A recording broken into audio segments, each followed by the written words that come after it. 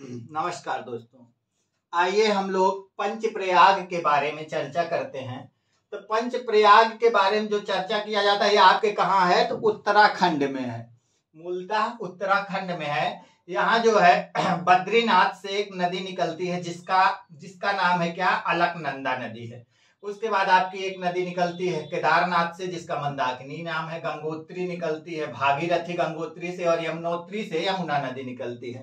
तो आप लोगों को सबसे पहले तो यह जानना है कि पूर्व से पश्चिम और पश्चिम से पूर्व इसका सीरियल पूछा जाता है, इन चारों का। उसके बाद पंचप्रयाग की चर्चा करते हैं।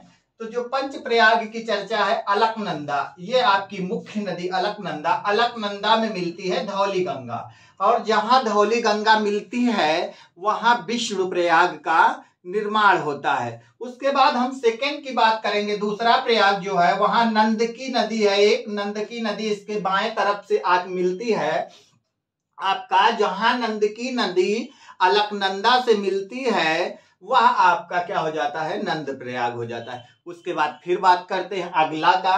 तो अगला आपकी पिंडार नदी है। कौन सी? पिंडार नदी। तो पिंडार नदी अलकनंदा में जहां मिलती है वहां आपका क्या हो जाता है? कर्ण प्रयाग हो जाता है। फिर आपका ये दाहिने तरफ से आती है मंदाकिनी नदी। कहां से? केदारनाथ से निकलती है और आके अलकनंदा में मिलती है, तो वहां रुद्रप्रयाग का निर्माण होता है। किसका? रुद्रप्रयाग का निर्माण होता है। फिर गंगोत्री से आपकी भागीरथी निकलती हैं और आके मिलती हैं कहां? अलकनंदा में। अलकनंदा में मिलने के बाद यहाँ क्या हो जाता है? देवप्रयाग का निर्माण होता है। उसके बाद इसी के बाद से यह जो है आपकी गंगा नदी के रूप में बात चली आती है, और आपका यह जो है यहां तक आपका क्या हो गया? 5 प्रयाग हो गए। कौन सा? 1 2 3 4 5।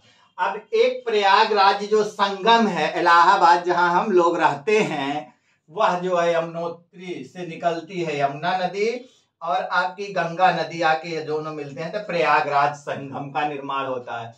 इस तरह आपका पंच प्रयाग उत्तराखंड में 5 प्रयाग और एक प्रयाग कहाँ आपका हो जाता है? प्रयागराज संगम। तो दोस्तों आज की क्लास को यहीं ब्रेक करते हैं। धन्यवाद।